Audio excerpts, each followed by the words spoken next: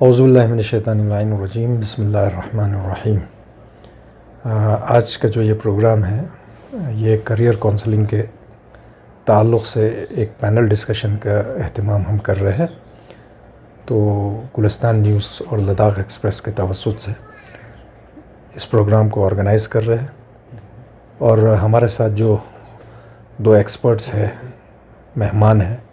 हालांकि आज पूरा दिन जो है इसी करियर काउंसलिंग के प्रोग्राम के related Syed Mehdi memorial hall में सुबह 10:30 से लेकर 4:30 तक प्रोग्राम चला। तो हमारे दोनों मेहमान काफ़ी थके हुए हैं, लेकिन इस मसले में इनकी एनर्जी जो है वो कभी ख़त्म होती नहीं है। तो सबसे पहले मैं आप लोगों को तारुफ़ कराऊँ, हमारे यूपीएससी सिविल सर्विस और स्टेट सर्विसेज के एक्सपर्ट है कमरुल हक खान साहब, और इनका अपना एक कमर्शियल कोचिंग सेंटर भी है दहिया आईएएस, जो काफ़ी रिप्यूटेड कोचिंग इंस्टीट्यूट माना जाता है यूपीएससी के लिए दिल्ली में। और हमारे साथ हमारे दूसरे मेहमान जो है वो सैयद मासूम रज़ा, एसएम रज़ा के नाम से काफ़ी मशहूर व मारूफ़ है। आप कॉम्पिटिटिव कोचिंग में नीट, आईआईटी, जेईई में एक्सपर्टाइज़ रखते हैं, साथ में मैथ्स के रेनाउंड फैकल्टी है और इनका स्पेशलाइजेशन जो है वो करियर काउंसलिंग है। अगर आप विन चैनल देखते हैं तो वहाँ पर कामयाबी के रास्ते एक प्रोग्राम चलता है और अब तक इन्होंने 200+ एपिसोड जो है करियर काउंसलिंग के ऊपर दिया है वहाँ पर।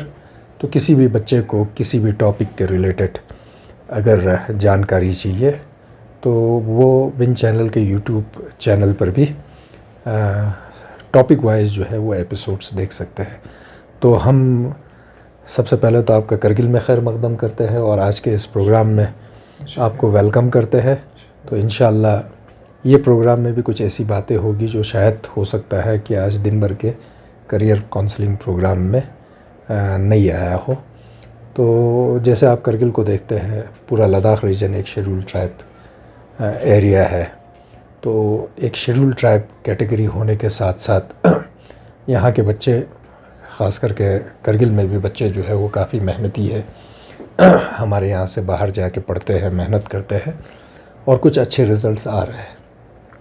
तो मैं ख़ान साहब से गुजारिश करूँगा कि आप बताएं कि एक तो ये कैटेगरी का फ़ायदा हम यूपीएससी सिविल सर्विस में कितना ले सकते हैं, और साथ ही साथ क्या हमारे बच्चे जो है वो सिर्फ कैटेगरी को ध्यान में न रखें बल्कि ओपन कंपटीशन के लिए भी अगर अपने आप को तैयार करना चाहते हैं तो किस तरह से तैयार कर सकते हैं। मोश सिल्कन बोमोनिफिया सहारा पीजेनुक एडमिशन बिंगसिन गावंग्रल सिर दिजल्लायुतीन लियाहमोदुक से नंग AC non AC room attach bathroom गेला जंसिर लोकल जंसकोलखन वाईफाई इलेक्ट्रिसिटी 24/7 मेसी ग्रल सिर बोमोनिल तबियरी मिंगना local lady warden washing machine गोस्लम क्रीमिंगना देना चुखला छई मिंगना मेटाडोर निमोरला थोपचा ज्योतिन गासूचीज एडमिशन लेनुक समना करगिल्ला तवक्कल बेकरी कतिलगा गेटी निमोरला फॉर्म थपचा ज्योतिन देना चुखला Jammu house number 10 dental college and hospital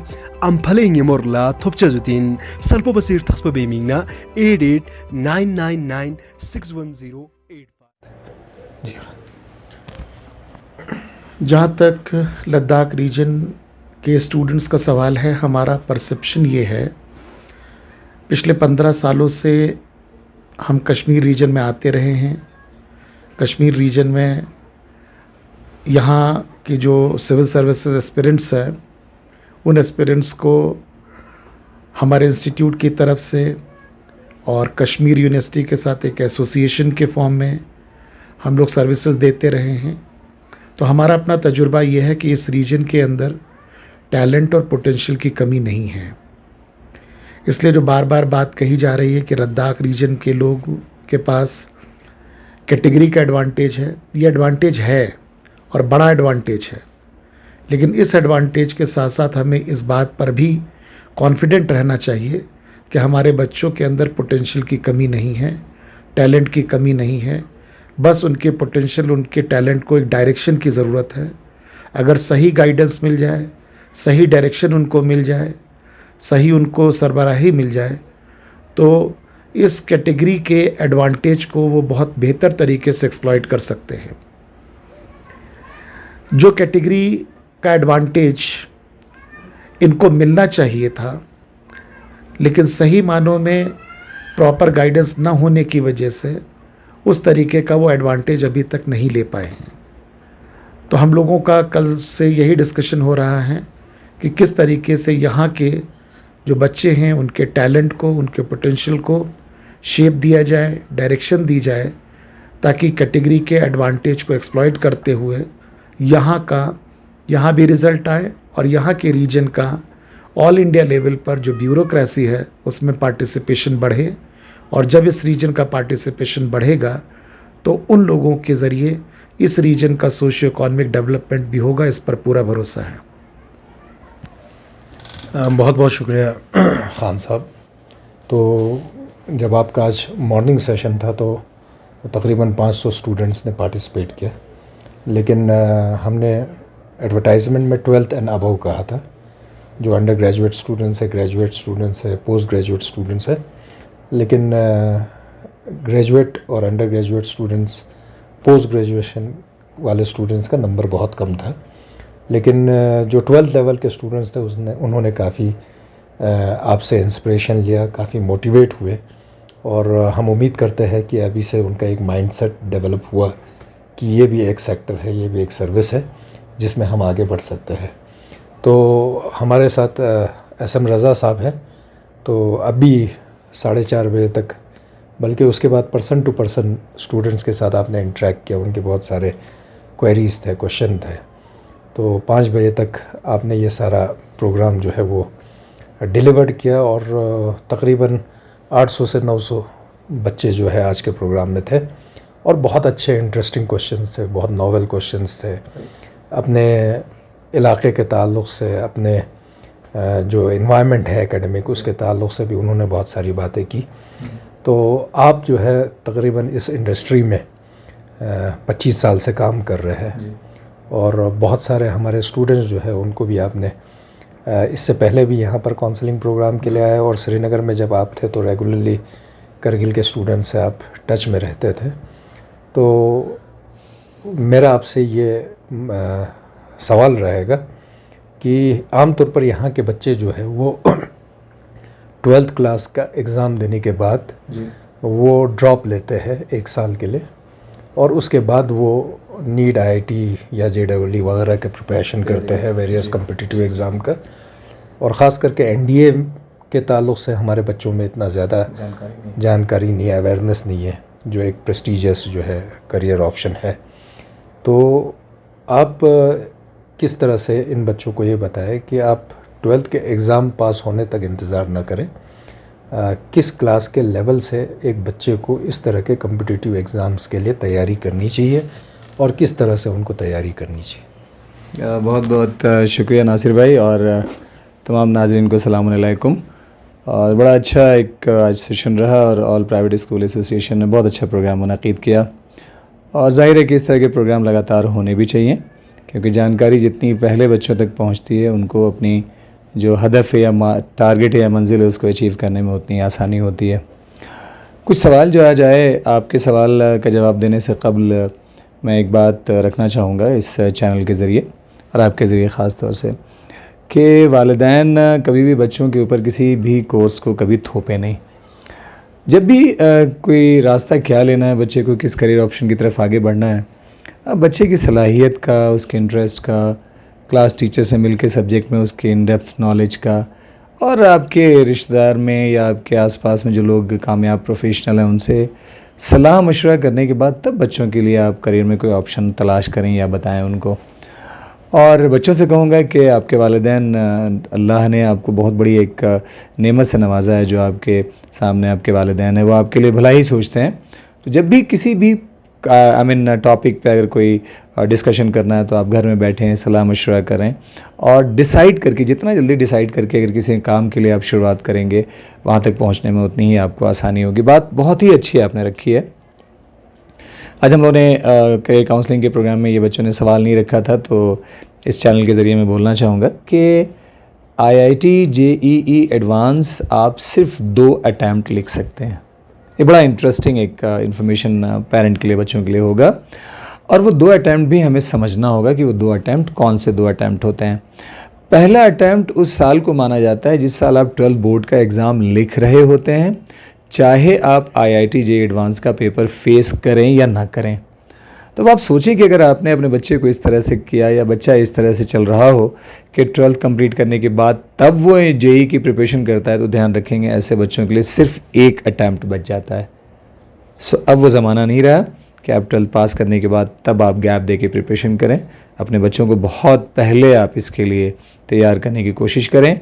और JEE मेंस में, जैसे मैंने IIT JEE एडवांस में बताया, 2 अटैम्प्ट होते हैं, मेंस में 3 अटैम्प्ट होते हैं। हाँ, ये ज़रूर है कि आप जोग्राफियाई एतबार से आप जहाँ हैं वहाँ आपको ST का एक दर्जा मिला हुआ है, तो एज में रिलैक्सेशन ज़रूर 5 साल के आपके बच्चों के लिए है, और नंबर ऑफ़ अटैम्प्ट जो है वो 2 ही हैं। तो इसलिए अब ज़माना ऐसा रह गया है, आने वाले टाइम की बात मैं कह रहा हूँ, चैलेंज बढ़ेंगे, नंबर ऑफ़ एस्पिरेंट बढ़ेंगे, सीट्स उस रेशियो से नहीं बढ़नी है। तो जितना पहले बच्चों को टारगेट या उनको हदफ डिसाइड कराया जाए और वहाँ से उनकी तैयारी करानी शुरू की जाए, तो मुझे लगता है कि इस एंट्रेंस को क्रैक करने में उतनी ही आसानी होगी। अब ये रास्ता बदलना होगा। 12th के बाद तैयारी ना करें, तैयारी जितना पहले शुरू करेंगे उतना ही रास्ता आपके लिए आसान होगा। जी, बहुत बेहतरीन आपका जवाब था इस सिलसिले में। तो एक चीज़ है खान साहब, आप बहुत सारे गवर्नमेंट्स के साथ भी काम कर रहे हैं। जैसे हमारे डिस्कशन में आया कि आप वेस्ट बंगाल गवर्नमेंट है, आपका उड़ीसा है, उत्तराखंड है वगैरह। तो पहला ये होगा कि उनका एक स्ट्रक्चर क्या होता है जो आपके साथ वो कोलैबोरेट करते हैं, और उनके स्टेट के सिविल एस्पिरेंट्स के लिए आप क्या उनके साथ आपका MOU किस तरह से होता है, मॉड्यूल किस तरह से होता है, उसके बारे में भी हम थोड़ा सा जानना चाहेंगे। और मैं नाजरीन को बताऊं कि QS खान साहब जो है ये तकरीबन फाउंडर या इनिशिएटर बोले, या आप जो क्यूरेटर जो जामिया मिल्लिया का रेसिडेंशियल RCA प्रोग्राम जो चला है उसके आप रोहरवा रह चुके हैं। तो हमारे यहाँ पर भी एक कौंसल है, Ladakh autonomous hill development council, और इनके पास भी गवर्नमेंट की तरफ से एक अच्छा बजटरी प्रोविज़न होता है वेरियस स्कीम्स के लिए, वेरियस प्रोग्राम्स के लिए। और हमारे जो पिछला वाला कौंसल था उन्होंने एक अच्छा एक सब्सिडी कंपोनेंट स्टार्ट किया था वेरियस सेक्टर में, एग्रीकल्चर है, हॉर्टिकल्चर है, सोलर एनर्जी में, और साथ साथ में उन्होंने एजुकेशन में भी सब्सिडी कंपोनेंट रखा था, जिसमें 25% जो है वो स्टूडेंट को कंट्रीब्यूट करना है, और 75% जो है कौंसल जो है वो स्पॉन्सर करता है। तो उसमें स्टूडेंट्स के लिए लैपटॉप वगैरह, टैबलेट्स है। उसी तरह से उस सब्सिडी कंपोनेंट में कम्पिटिटिव कोचिंग का भी एक एस्पेक्ट है। तो आप दूसरा, आप बहुत सारे सोशल ऑर्गेनाइजेशंस के साथ काम करते हैं या चैरिटेबल ऑर्गेनाइजेशंस के साथ काम करते हैं। उनका जो एस्पिरेंट्स है उनको आपके पास जिस तरह से भेजा जाता है, तो उस मॉड्यूल के बारे में थोड़ा सा आप हमारे सामीन को बताएं। और यहाँ के जो रिलीजियस ऑर्गेनाइजेशंस है, सोशल ऑर्गेनाइजेशंस है, और हमारे यहाँ पर जितने भी स्कूल्स है वो नॉट फॉर प्रॉफिट स्कूल्स है, हमारा Ladakh autonomous hill development council है, तो उस कॉन्टेक्स्ट में आप क्या एडवाइस करना चाहेंगे, इसके बारे में आप सामीन को ज़रा बताएं। हमारा अपना कॉमर्शियल कोचिंग इंस्टीट्यूट है ध्येय IAS के नाम से, और इस कॉमर्शियल कोचिंग इंस्टीट्यूट की तकरीबन 1 दर्जन ब्रांचेस हैं जो मेनली दिल्ली, NCR और UP में हैं। इसके साथ साथ कुछ हमारी स्टेट गवर्नमेंट्स के साथ भी टाई अप हैं। जैसा नासिर भाई ने बताया, वेस्ट बंगाल गवर्नमेंट के साथ हमारा टाई अप है, प्रोग्राम चल रहा है। झारखंड गवर्नमेंट के साथ भी टाई अप है, वहाँ पे भी प्रोग्राम चल रहा है। उड़ीसा गवर्नमेंट के साथ भी टाई अप रहा है, दिल्ली गवर्नमेंट के साथ भी टाई अप रहा है, और जम्मू कश्मीर श्रीनगर में पिछले 15 सालों से हमारा प्रोग्राम चलता आ रहा है। हर स्टेट गवर्नमेंट के साथ जो हमारे प्रोग्राम चल रहे हैं, प्रोग्राम के मॉडल्स अलग अलग हैं। कहीं पूरी तरीके से फुल्ली स्टेट स्पॉन्सर्ड प्रोग्राम हैं, जहाँ पर स्टूडेंट की पूरी फीस जो हमारे और उनके बीच में तय हुई है, और वो हमारी कमर्शियल कोचिंग इंस्टीट्यूट की फ़ीस से काफ़ी कम है। हम खुद उनसे अपने एक फिलंथ्रोपिक सोच के तहत कम फ़ीस ही रखते हैं, और उस कम फ़ीस पर जो पूरी की पूरी फ़ीस है वो स्टेट गवर्नमेंट बियर करती है। लेकिन कुछ स्टेट के साथ ऐसे भी हमारे मॉडल बने हैं जिसमें से जो फ़ीस हमारे बीच में डिसाइड हुई है उसका 75% कॉम्पोनेंट गवर्नमेंट देगी, और 25% का जो कॉम्पोनेंट है वो स्टूडेंट से लिया जाएगा।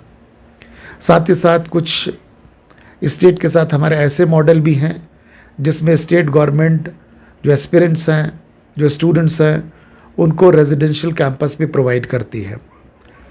यानी सिर्फ और सिर्फ एजुकेशनल सर्विसेज ही नहीं, उनकी फूडिंग लॉजिंग की रिस्पॉन्सिबिलिटी भी स्टेट गवर्नमेंट की है।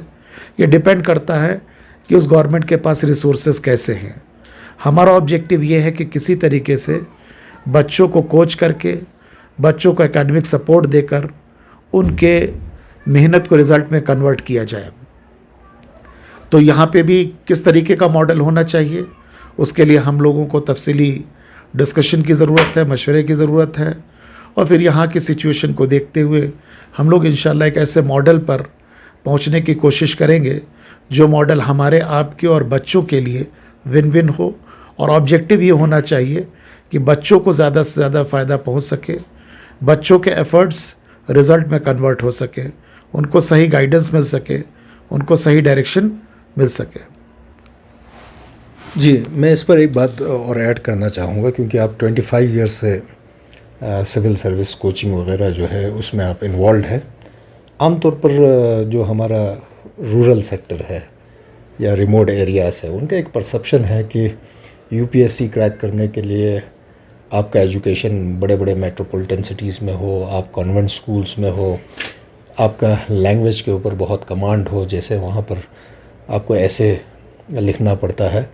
तो कहीं बातों में ये बात भी आई थी आपसे कि मदरसा बोर्ड के भी स्टूडेंट्स ने सिविल सर्विस क्वालिफाई किया है, और आप एज अ सिविल एस्पिरेंट जो है वो ज़रूरी नहीं है कि आप सिर्फ इंग्लिश मीडियम में ही इस एग्ज़ाम को फेस करें। बहुत सारे लैंग्वेजेस में यूपीएससी अलाउ करता है, तो आपके पास बहुत सारे एग्ज़ाम्पल्स भी होंगे।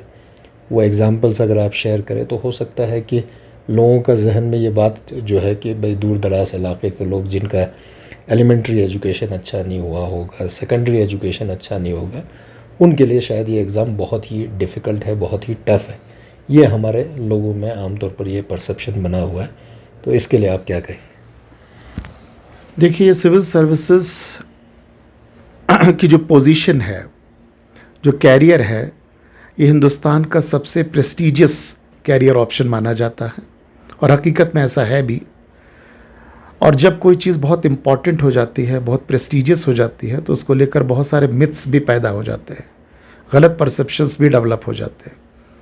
उन्हीं मिथ्स में एक मिथ ये है कि जो सिविल सर्विसेज कंपटीशन है ये बहुत ब्रिलियंट स्टूडेंट्स के लिए है, जिनका एकेडमिक प्रोफाइल बहुत स्ट्रांग है, जो अच्छे स्कूल से पढ़कर आए हैं, जो नेशनल इम्पोर्टेंस के इंस्टीट्यूशंस में पढ़ रहे हैं, पढ़कर आए हैं, आईआईटी जैसे इंस्टीट्यूट, एनआईटी जैसे इंस्टीट्यूट, एम्स जैसे इंस्टीट्यूट से पढ़कर आए हैं, उन जैसे स्टूडेंट्स के लिए कंपटीशन है। ये बिल्कुल गलत बात है। हाँ, आईआईटी से पढ़ने वाले बच्चे भी बड़े पैमाने पर सेलेक्ट होते हैं, नेशनल जो इम्पोर्टेंस के इंस्टीट्यूट्स हैं वहाँ से पढ़ने वाले बच्चे भी सेलेक्ट होते हैं, लेकिन आप बड़े पैमाने पर ऐसे बच्चे भी देखेंगे जो पूरी तरीके से रूरल बैकग्राउंड के हैं, हम्बल बैकग्राउंड रही है, ग्रेजुएशन तक अपने गांव से बाहर नहीं निकले हैं, शहर का उन्होंने शक्ल नहीं देखी है, और उसके बावजूद इस कंपटीशन को उन्होंने क्वालिफाई किया है। तो अपने जहन से इस बात को पूरी तरीके से निकाल दीजिए कि ये कंपटीशन बहुत स्ट्रॉन्ग एकेडमिक प्रोफाइल वाले स्टूडेंट्स के लिए ही है। हमारा मानना है कि कंपटीशन बहुत एवरेज स्टूडेंट के लिए है। ज़्यादा सिलेक्शन जो है वो एवरेज स्टूडेंट्स के ही देखने को मिलते हैं, राइट। जैसे आपने 12th फेल मूवी देखी हो, बहुत सारे बच्चों ने देखी, तो वो तो 12th में फेल हो गए।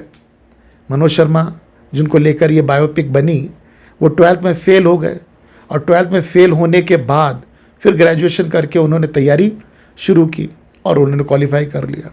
तो ऐसे बहुत सारे आपको सिलेक्शंस मिलेंगे जिनका एकेडमिक जो बैकग्राउंड है वो बहुत वीक रहा है, उनकी जो फाइनेंशियल कंडीशन है वो बहुत वीक रही है, ऐसे हम्बल बैकग्राउंड से उठने वाले बच्चे बस इस कंपटीशन के रिक्वायरमेंट के हिसाब से, डिमांड के हिसाब से अगर तैयारी कर रहे हैं तो यकीन जानिए कि उनका सिलेक्शन होगा। जहाँ तक मदरसा बोर्ड के बारे में आपने सवाल पूछा, तो यहाँ बैकग्राउंड मैटर नहीं करती है। आप इंग्लिश मीडियम के स्टूडेंट हैं, आप हिंदी मीडियम के स्टूडेंट हैं, आप उर्दू और अरेबिक मदरसे में पढ़कर आए हैं, मैटर नहीं करता। आप जिस भी लैंग्वेज में कंफर्टेबल हैं, यूपीएससी आपको इस बात की पूरी इजाज़त देती है कि आप अपनी लैंग्वेज में ही इस एग्ज़ाम को दीजिए। राइट, हमारे पास भी ऐसे स्टूडेंट्स रहे हैं जिन्होंने पूरा एग्ज़ाम उर्दू मीडियम में लिखा। राइट, तो यहाँ किसी तरीके से लैंग्वेज या मीडियम बैरियर नहीं है। रज़ा साहब, जैसे कि आपके तवज्जुह से मैंने डिफरेंट जो इंस्टीट्यूट्स है उनका विज़िट भी किया, कोटा भी मैं गया जी। तो आमतौर पर हमारे बच्चे जो है वो मार्च अप्रैल में एग्ज़ाम देने के बाद कोटा का एक क्रेज़ है, वो ऑल ओवर इंडिया है, हमने देखा है। तो वहाँ पर जब अप्रैल मई का पीरियड स्टार्ट हो जाता है, मई जून अप्रैल मई का, तो टेम्परेचर जो है वो वहाँ पर काफ़ी राइज़ हो जाता है और ह्यूमिडिटी बहुत ज़्यादा होता है। हमारे बच्चे जो है उस तरह के टेम्परेचर को फेस नहीं कर पाते हैं। तो मैंने अक्सर ये देखा कि बच्चे जो है उन बड़े इंस्टीट्यूट में जाके काफ़ी फ़ीस पे करके वहाँ पर रेसिडेंस का सारा अरेंजमेंट करने के बाद जैसे ही कोचिंग का पीरियड स्टार्ट हो जाता है तो उनका हेल्थ उनका साथ नहीं देता है। और फिर मैंने ये भी देखा कि कोटा में कि आप अगर एक हफ़्ते के लिए भी ट्रैक से हट गए जी, तो फिर वापस से उस ट्रैक पर रन करना बहुत डिफ़िकल्ट हो जाता है। फिर आहिस्ता आहिस्ता बच्चा जो है वो अपने आप को फील करता है कि अब ये मेरा एरिया नहीं है। राइट, तो अब पेरेंट्स का भी प्रेशर होता है कि हमने आपको कोटा भेजा है, हमने आपको चंडीगढ़ भेजा है, तो वो तो रिज़ल्ट ही एक्सपेक्ट करते हैं। तो आहिस्ता आहिस्ता बच्चा जो है वो डिप्रेशन की तरफ जाना शुरू करता है। तो उस लिहाज से कुछ ऐसे प्रोग्राम्स आप बताइए, ख़ास करके नीट IIT JEE है, NDA वगैरह में, कि हम किसी मोड को इस्तेमाल करें जिसमें बच्चा अपने कंडीशंस में, अपने एनवायरनमेंट में बैठकर जो है इस प्रेस्टिजियस एग्ज़ाम की तैयारी कर पाए और वो उसको आसानी के साथ क्वालिफाई कर पाए, ताकि एक तो इकोनॉमिकल फाइनेंशियल बर्डन नहीं हो और दूसरा जो क्लाइमेटिक कंडीशंस है, जो कोटा में आपको पता है कितना डिस्ट्रैक्शंस है, वहाँ पर बहुत सारे सुसाइड केसेस रिपोर्ट होते रहते हैं। तो करगिल जैसे इलाके में आपने करगिल को बहुत बारीकी से देखा है, इंस्टीट्यूशंस में आपने विज़िट किया है, स्टूडेंट से आपने इंटरेक्ट किया है, तो ऐसा कोई मॉडल या स्ट्रक्चर जो हम लोग जो है, चाहे वो स्कूल लेवल पे हो, चाहे ऑर्गेनाइजेशंस है हमारे यहाँ पर जो एजुकेशन में काम कर रहे हैं, रिलीजियस ऑर्गेनाइजेशंस है, सोसाइटीज़ है, हमारा जो है Ladakh autonomous hill development council है, तो उसके लिए हमें क्या क्या तैयारी करना चाहिए और किस तरह से हम बच्चों को करगिल में ही रख के इन एग्ज़ाम्स के लिए तैयार कर सकते। बहुत ही बेहतरीन सवाल आपने राइज़ किया और अभी कमर भाई ने बताया भी कि बहुत सारे मिथ है जिसको बच्चों के सामने या पेरेंट के सामने रखा जाता है। देखिए, IIT या नीट क्वालिफाई करने के लिए कोचिंग अपने आप में कोई एसेंशियल ऑब्जेक्ट नहीं है। ऐसे बहुत सारे बच्चे मिलेंगे जिन्होंने कोचिंग का मुँह नहीं देखा होगा, लेकिन उसके बावजूद भी वो IIT में आराम से कोई अच्छी रैंक ले आते हैं, नीट में भी एक अच्छी रैंक लेके आते हैं। तो सबसे अहम चीज़ है आपकी प्लानिंग। आप कितना ज़्यादा सेल्फ मोटिवेटेड हैं, आपका टाइम टेबल कैसे मेंटेन हो रहा है। अगर आप घर पे भी रह के अगर आप चाहें और NCERT पे भी अगर आप फोकस करके चाहें तो इस तरह के एंट्रेंस को आप क्रैक कर सकते हैं। किसी भी फैसले पे पहुंचने से पहले हमेशा एनालिसिस होना चाहिए। पेरेंट जब भी अपने बच्चों को कहीं बाहर भेजें, ज़रूर देखें कि क्या बच्चा बाहर जाके ऐसे टेम्परेचर में सर्वाइव कर सकता है या नहीं कर सकता है। खाने पीने की जो परेशानियाँ होंगी, जायका अलग होगा, जो खाने का ट्रेडिशन यहाँ का है वो डेफिनेटली और दूसरे जगहों से अलग होगा, क्या बच्चे को उससे कोई परेशानी तो नहीं होगी। तो इन सब सारी चीज़ों को देखते हुए आप फ़ैसला करें। मैं एक चीज़ देख रहा हूँ लगातार कि अब जैसे जैसे ऑनलाइन का क्रेज़, यानी ऑनलाइन की अवेलेबिलिटी बढ़ रही है और छोटे छोटे शहरों में बच्चे ऑनलाइन से सारे मटेरियल को अवेल करके और तैयारी कर रहे हैं, ऐसे पोजीशन में मैं देख रहा हूँ नीट में भी और JEE में भी कि छोटे शहरों से भी अब रिज़ल्ट आने लगे हैं। तो यहाँ पे अगर बच्चे प्रॉपर हों, डिस्ट्रैक्शन में ना जाएं, यानी कभी भी डिजिटल प्लेटफॉर्म का गलत इस्तेमाल ना करें, एकदम प्लानिंग वे यानी एक पर्टिकुलर प्लानिंग बना के अगर उसका इस्तेमाल करें तो मुझे लगता है कि ऑनलाइन से भी अगर बच्चों को जोड़ा जाए और स्कूल के करिकुलम के साथ अगर बढ़ाया जाए और वो अपना टाइम टेबल प्रॉपर मेंटेन करें तो घर पे रह के भी प्रिपरेशन करके आराम से इस तरह के एंट्रेंस को क्रैक कर सकते हैं। बात जहाँ तक आती है कि डिस्ट्रैक्शन की या इस तरह से जो बच्चे गलत स्टेप उठा लेते हैं उसकी, देखिए जो बच्चे प्लानिंग के साथ होते हैं, जो पढ़ाया जाता है, अगर डेली का काम डेली करते हैं तो ऐसे बच्चे एग्ज़ाम में जो इंटरनल यूनिट टेस्ट होते हैं उसमें भी अच्छा परफॉर्म करते हैं। और जब आप इंटरनल टेस्ट में अच्छा परफॉर्म करने लगते हैं तो आपके ऊपर ज़हनी कोई भी दबाव नहीं होता है। परेशानी कहाँ से होती है कि आप काम में कहीं ना कहीं लैग करते हैं, बैकलॉग आपके बनने शुरू हो जाते हैं। जो इंटरनल एग्ज़ाम्स होते हैं उसमें आप अपने शेड्यूल को प्रॉपर मेंटेन ना करने की वजह से आप लैग करने लगते हैं। थोड़े दिन के बाद वो इतना ज़्यादा गैप बनने लगता है कि आपको लगता है कि शायद ये गैप को आप फिल नहीं कर पाएंगे, वहाँ से परेशानी शुरू होती है। तो अगर डे 1 से सारी चीज़ों को प्रॉपरली हैंडल किया जाए, टाइम टेबल अच्छा मेंटेन किया जाए, रोज़ का काम रोज़ किया जाए, 4 से 5 घंटे के सेल्फ स्टडी को मेंटेन किया जाए, तो भरोसा माने हर इंटरनल टेस्ट में आप अच्छा करेंगे।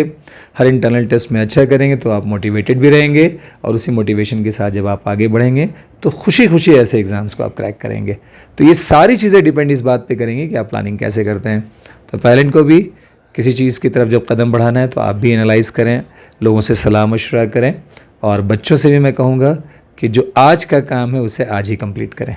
जी इसमें मैं थोड़ा सा ऐड करना चाहूँगा। हमारे यहाँ पर काफ़ी बच्चों का क्रेज़ और शौक़ बड़ा है इस तरह के कम्पिटिटिव एग्ज़ाम्स में जी और पेरेंट्स भी काफ़ी सपोर्टिव है जी फाइनेंशियली। बच्चे जम्मू में बैठते हैं, कश्मीर में है, चंडीगढ़ में है, दिल्ली में, यहाँ तक कि कोटा में भी बच्चे भेजे जाते हैं यहाँ से।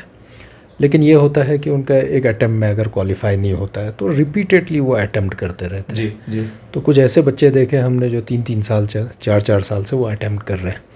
तो अब ये एग्ज़ाम जो है वो हर किसी के लिए तो पॉसिबल है नहीं। जी आपको पता है कंपटीशन भी बहुत ज़्यादा है, नंबर जी, ऑफ़ सीट्स जी। भी कम है। तो उन बच्चों को आप क्या मशवरा देंगे कि भाई अपने आप को कितने अटैम्प्ट तक टेस्ट करें? राइट और अगर उनको ऐसा लगता है कि ये उनसे मुमकिन नहीं है तो बहुत सारे और सब्जेक्ट्स है, बहुत जी। सारे एवेन्यूज़ है, जी जी बहुत सारे दूसरे करियर ऑप्शंस है। तो किस तरह से उन बच्चों को दूसरे तरफ ध्यान देने की ज़रूरत है? देखिए एंट्रेंस एग्जामिनेशन की तैयारी, जैसे पहला आपने जो क्वेश्चन किया था नंबर ऑफ़ अटैम्प्ट के बारे में आपने पूछा था, तो जेईई मेंस में 3 अटैम्प्ट होता है और आईटी जेईई एडवांस में 2 अटैम्प्ट होता है। और अटैम्प्ट भी मैंने बताया कि जिस साल आप 12 बोर्ड का एग्ज़ाम लिखते हैं पहला अटैम्प्ट वही काउंट होता है। तो ये आईआईटी भी मानती है, ये एनआईटी भी मानती है। एनआईटी मानती है कि 3 कंसेक्यूटिव आप अटैम्प्ट ले सकते हैं और आईआईटीज़ मानती है कि 2 कॉन्जिक्यूटिव अटैम्प्ट आप ले सकते हैं। हाँ ये ज़रूर है कि नीट में थोड़े से ऑप्शन ज़्यादा हैं, लेकिन बच्चों से यहाँ मैं कहूँगा कि जैसे जैसे वक्त गुजरेगा पॉपुलेशन इंडिया की इंक्रीज़ करेगी, जिस लिहाज से पॉपुलेशन बढ़ेगी उस लिहाज से सीट्स नई आपके सामने नहीं आएंगी। तो क्या होगा कि competition day by day tough होगा। तो बेहतर ये है कि जितना पहले आप प्लानिंग करें, अगर आपका बच्चा 8, 9, 10th में है और आप सोचते हैं कि उसको इंजीनियरिंग साइड या मेडिकल के साइड लेके जाना है, तो 9, 10th में जितने स्कूल लेवल पर ओलंपियाड एग्ज़ाम होते हैं उसको ठीक से टैकल कराने की कोशिश करें। 9th का सिलेबस अच्छे से बच्चा टैकल करे, 10th प्रॉपर तरीके से पढ़ाई करे और 11th के शुरुआती दौर से ही वो तैयारी करना शुरू करे। यहाँ ये ज़रूर समझना होगा, नीट के सिलसिले में मैं ख़ास तौर से कहूँगा कि नीट का एग्ज़ाम कम्प्लीटली एनसीईआरटी बेस्ड होता है। यानी जो आपके बच्चों को स्कूल में जो किताब पढ़ाई जा रही है उसी किताब से नीट में पूरे के पूरे क्वेश्चंस आते हैं। तो जो बच्चा एनसीईआरटी पढ़ रहा है उसको बहुत थॉरली, बहुत अच्छे से उसकी पढ़ाई करनी है और 2 साल अगर बहुत सिस्टमेटिक तरीके से बच्चा लगे, नीट के एग्ज़ामिनेशन का पेपर जो होता है वो देखे, पेपर के पैटर्न से अपने आप को आगाह करे और अपनी स्पीड और एक्यूरेसी को मेंटेन करे, तो मुझे लगता है कि 2 साल के सिंसियर एफर्ट से आराम से नीट या जेईई क्वालिफाई किया जा सकता है। हाँ कभी कभी ऐसा भी होता है कि आपकी तैयारी होती है लेकिन बहुत सारे फैक्टर हैं जिसकी वजह से आप एंट्रेंस क्रैक करते हैं।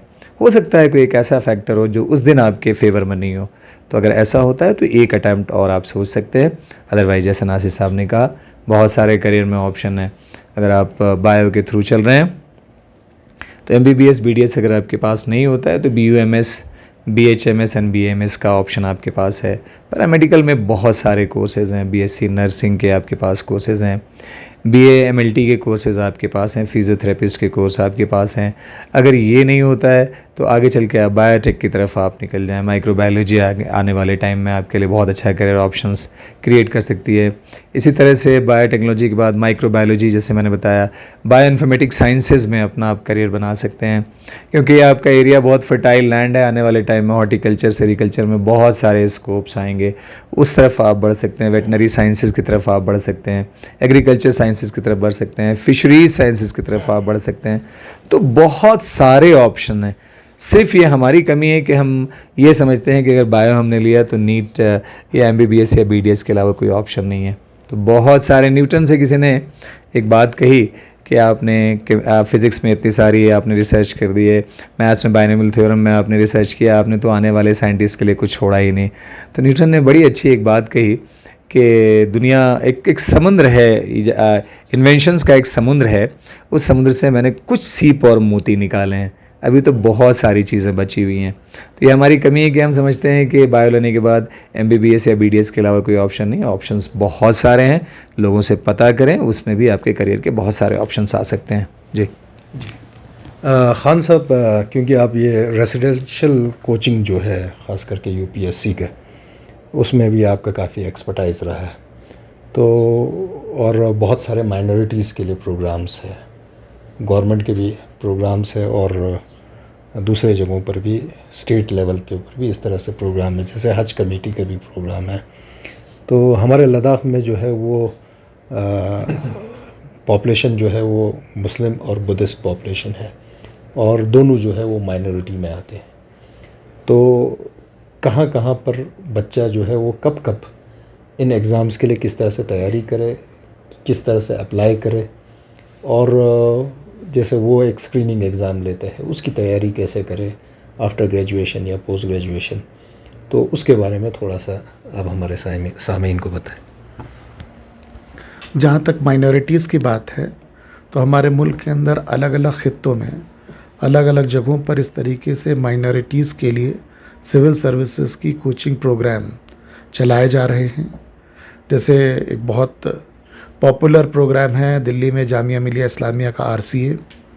इसी तरीके से दिल्ली में हमदर्द आइस स्टडी सर्किल है, वो भी minorities, ministry of minority affairs funded है, इसलिए उनका भी फोकस माइनॉरिटीज़ पर ही रहता है। इसी तरीके से हमदर्द यूनिवर्सिटी के अंदर भी, जो जामिया हमदर्द यूनिवर्सिटी है, उसके अंदर भी ये सिविल सर्विसेज का प्रोग्राम चलता है। इस तरीके से मुल्क में बहुत सारे प्रोग्राम्स चल रहे हैं। हज हाउस है पटना में, मुंबई में हज हाउस है, तो बहुत सारे, हम पूरी एक लिस्ट प्रोवाइड कर देंगे और आप उस लिस्ट में देख लीजिएगा, और बाकायदा आपको हम उनका जो सिलेक्शन प्रोसेस है और उस एडमिशन के लिए किस किस डेट में वो अपना एडमिशन टेस्ट कंडक्ट करते हैं, इन सारी की सारी डिटेल्स को हम आपको प्रोवाइड कर देंगे।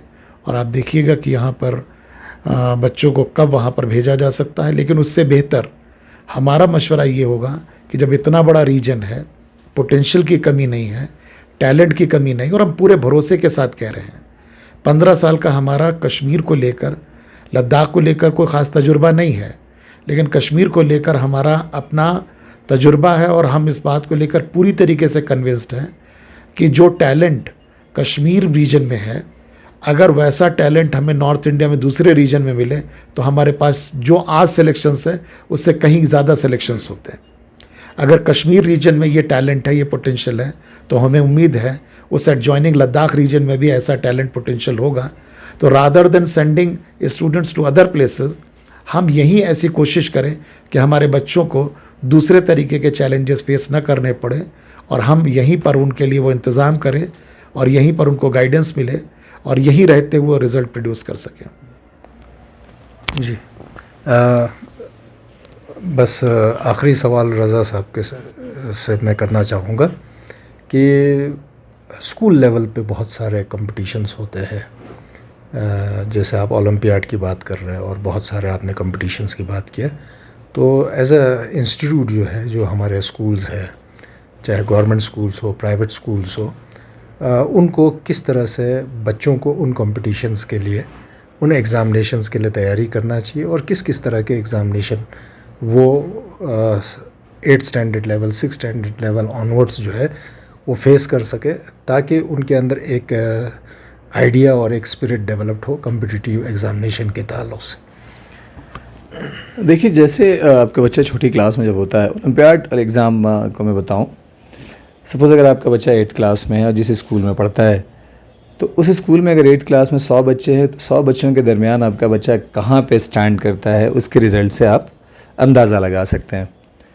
लेकिन जो ज़िले में दूसरे स्कूल हैं, उन स्कूल के रिस्पेक्ट में आपका बच्चा कहाँ है, या पूरे यूनियन टेरिटरी या स्टेट में 9th क्लास में अगर आपका बच्चा है, तो पूरे स्टेट या यूनियन टेरिटरी में जो 9th क्लास में बच्चे पढ़ रहे हैं, उनके रिस्पेक्ट में बच्चा कहाँ खड़ा है, या 10th में है, या पूरे कंट्री लेवल पे अगर मैं बात करूं, तो उस क्लास में उसकी पोजीशन कैसे या क्या बन रही है। देखिए, जितने भी एंट्रेंस एग्जामिनेशन होते हैं वो नेशनल लेवल के होते हैं। जैसे नीट नेशनल लेवल का एग्ज़ाम है, JEE mains, IIT advance, CLAT, इस तरह के जितने सारे एग्ज़ाम्स होते हैं सारे नेशनल लेवल के एग्ज़ाम होते हैं।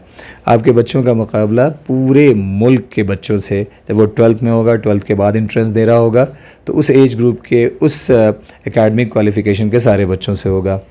अब अगर हमने अपने बच्चों को 9th क्लास में ओलंपियाड एग्ज़ाम से रूबरू कराया, सपोज़ हमारा बच्चा अगर सेलेक्ट होता है, तो एक सबसे अच्छी बात तो ये हमारे सामने आएगी निकल के कि हमारा बच्चा इस वक्त अगर कंट्री में 9th क्लास में 1 लाख बच्चे बैठे, हमारे बच्चे की 50 रैंक आ रही है, तो हमारा बच्चा इतने बच्चों से आगे है। पहली बात तो ये। दूसरी इसमें सबसे टेक्निकल बात मैं बताऊं कि अगर 9th में आपका बच्चा ओलंपियाड दे रहा है और 12th के बाद उसको जेईई या नीट या क्लैट देना है, तो यही बच्चे जो 9th में उसके साथ एक फ़ाइट या एक कॉम्पिटिशन दे रहे हैं ओलंपियाड में, यही बच्चे 12th के बाद उसके सामने नीट के एग्ज़ाम में मद्दे मुकाबिल होंगे, IIT के लिए, जेईई मेंस के लिए होंगे, क्लैट के लिए होंगे। सपोज़ करें कि 9th में आपने किसी ओलंपियाड, नेशनल या इंटरनेशनल ओलंपियाड में बच्चे को बिठाया, या स्टेट के किसी ओलंपियाड में बिठाया और वहाँ वो बच्चा सेलेक्ट नहीं हुआ, तो 2 चीज़ें यहाँ। सबसे पहले तो ये होगा कि आपको अभी पता चलेगा कि जो कामयाब तरीन बच्चे उस क्लास के हैं, उनसे आपका बच्चा कितना पीछे है। और 9th के बाद यानी 12th के बाद अगर उसको किसी एंट्रेंस एग्ज़ाम को फेस करना है, तो अभी 3 साल का वक्फा मिलेगा उसको कि उस कमी पे आराम से काम कर ले। तो ये एक ओलंपियाड एग्जामिनेशन फेस कराने से बड़ा ही एक टेक्निकल फ़ायदा बच्चे को होता है। सेकंड, जनरली जो स्कूल में एग्ज़ाम्स होते हैं वो सब्जेक्टिव नेचर के होते हैं। जब आप एंट्रेंस एग्ज़ाम में जाएंगे तो ऑब्जेक्टिव नेचर का पेपर होता है ज़्यादातर। तो ऑब्जेक्टिव नेचर के पेपर की तैयारी बच्चा कैसे शुरू, जितना पहले से अगर स्टार्ट करेगा, उसे पता होगा कि नेगेटिव मार्किंग कैसे होती है, टाइम मैनेजमेंट कैसे होता है। तो ये इनिशियल स्टेज में इस तरह का पेपर सिर्फ ओलंपियाड एग्ज़ाम में ही आपके बच्चे को मिल सकता है। और तीसरा जो मैंने कहा कि कंपटीशन क्या होता है, उसको बहुत अर्ली स्टेज में पता चलना शुरू हो जाएगा। तो कल हम लोग बात कर रहे थे, और इस चैनल के थ्रू जितने भी यहाँ टीचर्स हैं, मैं उनसे गुजारिश करूँगा कि एक आप अपना एक ग्रुप बनाएं, जैसे लद्दाख साइंस टीचर एसोसिएशन या Kargil district science teacher association, Kargil district maths teacher association, और आप लोग मिल करके 9th और 6th के बच्चों में ओलंपियाड आप कराएं और उस टैलेंट को आप नर्च करने की कोशिश करें। जो बच्चे अच्छे निकल रहे हैं उनके साथ लगें और एनर्जी इम्पार्ट करें, ताकि आने वाले वक्त में वो और अच्छा करें। और जो बच्चा बेहतर नहीं कर पा रहा है, उसकी कमियों पे आप काम करें, ताकि आने वाले वक्त में जब वो 2 या 3 साल के बाद नेशनल लेवल के एंट्रेंस एग्जामिनेशन को फेस करे, तो इन तमाम परेशानियों से बच्चा वो आगे निकल के या अलग हट के इस तरह के एंट्रेंस एग्जामिनेशन को एक सक्सेसफुल तरह से अटैम्प्ट करे। तो ओलंपियाड एग्जाम के बारे में मैं कहूँगा कि ज़रूर आप लोग सोचें और बच्चों को इनिशियल फेज़ में ज़रूर फेस कराएं। जी बहुत बहुत शुक्रिया। क्योंकि वक्त की कमी है और हम इस एपिसोड को काफ़ी लेंदी नहीं बनाना चाहते हैं। आजकल रील्स और शॉर्ट्स का ज़माना है, तो बच्चों में अब उतना पेशेंस भी नहीं रहा है कि लॉन्ग सीरीज़ जो है वो इस तरह के जो है वो एपिसोड्स देखें। तो उम्मीद ये करते हैं कि जो हमारा आज का प्रोग्राम है और जो हमारे एक्सपर्ट्स हैं, उनसे काफ़ी अच्छी अच्छी बातें हैं, बहुत सारी बातें जो है वो रह गई है। इंशाल्लाह और कभी मौका मिला तो हम इन प्रोग्राम्स के ऊपर और डिफरेंट टॉपिक्स के ऊपर हम बात करने की कोशिश करेंगे। और जैसे हमारा डिस्कशन हुआ ख़ान साहब से, तो इंशाल्लाह हम कोशिश ये कर रहे हैं कि अगर पॉसिबल होगा तो कमिंग टाइम्स में कम से कम जो है वो करियर काउंसलिंग नहीं हो, एक वर्कशॉप प्रोग्राम का सिस्टम यहाँ पर इनिशियली शुरू हो, ताकि जो इंटरेस्टेड है और रियल एस्पिरेंट्स है उनका पूरा एक ओरिएंटेशन हो जाए और उनको ये समझ में आ जाए कि वो किस तरह से इन एग्ज़ाम्स को फेस कर सकते हैं और उसकी तैयारी किस तरह से करना है। तो मैं आप दोनों का बहुत ही शुक्रगुज़ार हूँ। आप पूरे दिन जो है वो बिज़ी रहे और यही एक उस्ताद की खुसूसियत है कि वो थकता नहीं है, क्योंकि अगर उस्ताद थक गया तो जो तालिब इल्म होंगे वो थकेंगे नहीं, वो सो जाएंगे। तो ये एनर्जी के साथ आप इतने दूर सफ़र करके यहाँ पर आए और बहुत अच्छे प्रोग्राम्स दिए। इसके बाद भी हमारा एक प्रोग्राम है ऑल प्राइवेट स्कूल एसोसिएशन के साथ, तो इंशाल्लाह जितना भी आपके एडवाइसेस है, सजेशंस है, उस पर हमारे करगिल के लोग जो है वो अमल करने की कोशिश करेंगे। इंस्टीट्यूशंस जो है वो आगे आएंगे, ऑर्गेनाइजेशंस आगे आएंगे और इस तरह के प्रोग्राम्स को और एनकरेज करेंगे ताकि आने वाले वक्त में हमारा भी जो है पार्टिसिपेशन नेशन के डेवलपमेंट में और हमारे लद्दाख के डेवलपमेंट में ज़्यादा से ज़्यादा हो। बहुत बहुत शुक्रिया।